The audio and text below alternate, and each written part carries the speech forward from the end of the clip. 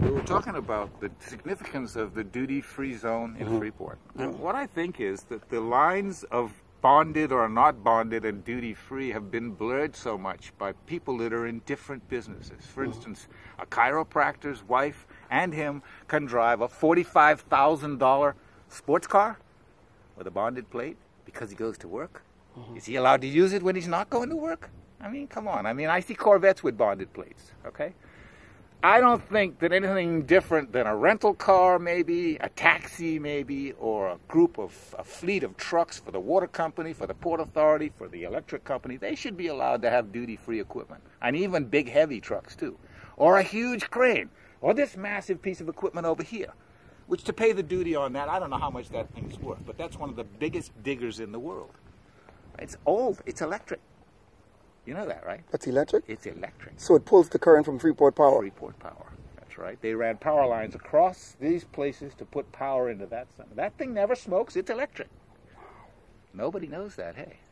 That's got the largest bucket, an 18-yard bucket in it. 18 yards of fill it can pull up at once. What do you know about the worth of this aggregate? And I have no idea what it's worth. What do you know them to be using it for? It's good for filters. It's calcium carbonate rich. It's got all sorts of good stuff in it. It's Space shuttle. Well, I mean, you know, the company that did this, that owns this, had significant involvement in the construction of the space shuttle. So they're involved in everything, you know. How much revenue does the government gather from those dredging? Do you know? No, I don't. Not one penny. You know that, right? Well, I guess not, because what happens is the port authorities deal with a company like this to dig this harbor is in the end they're going to have this massively big harbor that they didn't pay for, because the aggregate is paying for the harbor. So it's a one hand washes the other. In the end, you think it's a fair deal, though? I think... In these hard economic times in Grand Bahama, you don't think they should have been pegged to an agreement where they give back to the community of some sort, like a hospital or... Yeah. That would be way beyond my scope of Think about it, though. It would be fair. I think certainly to be able to you can't be making billions of dollars and not look at the needs of the island that you're making the billions of dollars from. I agree with you, but that would have been the burden of the people that made the agreement in the first place. Well, I mean, the people who've been making these agreements might have been lobbyists. Very possibly, they may be living well somewhere else, and the world's still collecting their paycheck. Thank you. Yeah. Thank you, sir. So now I'm going to let you take over. What do you want to tell us from this point on that we need to know? Well, I'll tell you the truth. The Hawksbill Creek and all the rhetoric about mangroves by the government and the marine environment is the significantly most important place where they screwed up. They allowed this creek to be blocked back in the 50s.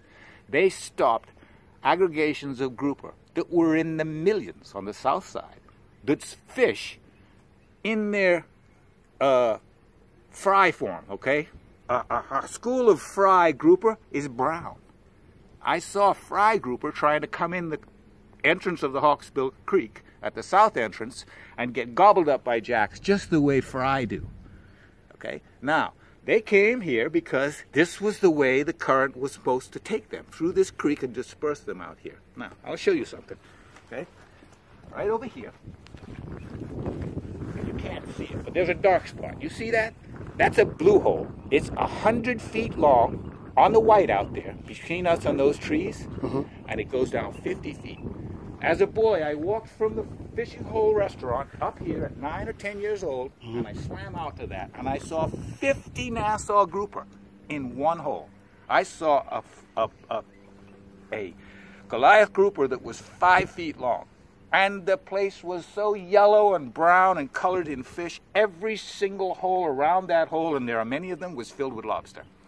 This place, you couldn't reproduce this if you went to Atlantis. Wow. There's no way. It's almost hard for me to believe that I saw it, but I really did. And every single part of this creek was the same way. Okay? When they blocked that, they changed everything. The current that used to come fan in this creek, this main creek, and this creek, because we're actually on an island. The road you rode in here is an aggregate road. This is an island.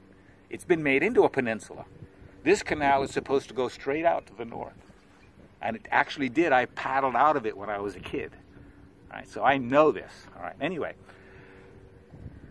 what they did, changed all of the reproductive system on the western half of the Little Bahama Bank. Okay. We talked about the missile base earlier. When they began to do their tracking and began their business, they immediately built roads. Okay. The first thing the people at Pelican Point, High Rock, and McLeanstown learned was corned beef, milk, American money, all of that. It was an economic boom. Okay.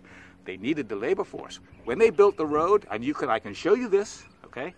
Aggregate has been used to block every single creek to East End.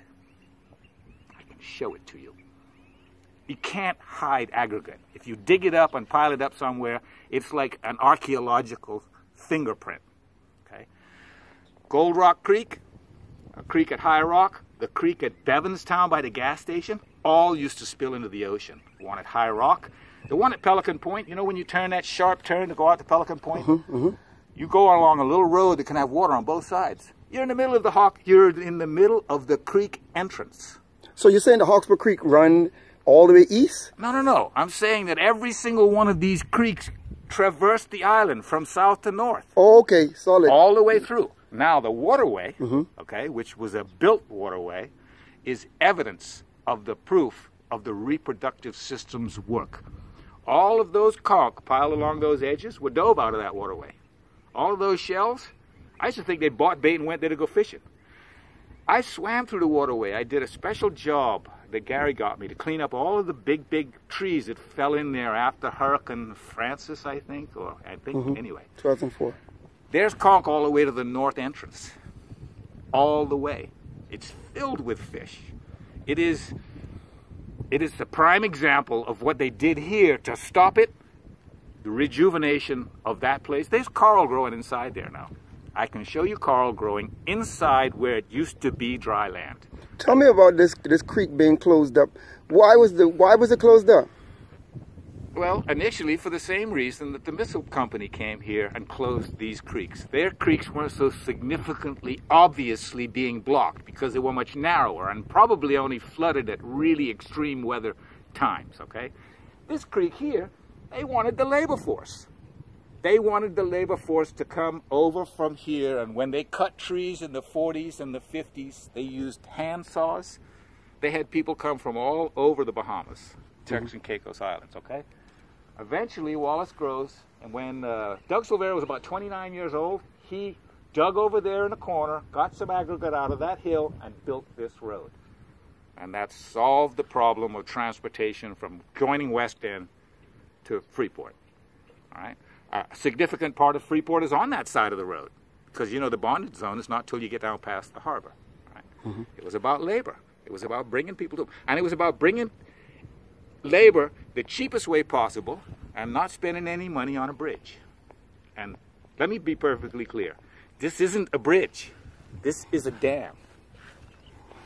All right? It's a dam because if you look in the morning at Bahamas at sunrise and you look down the beautiful view of Nassau Harbor, those are bridges.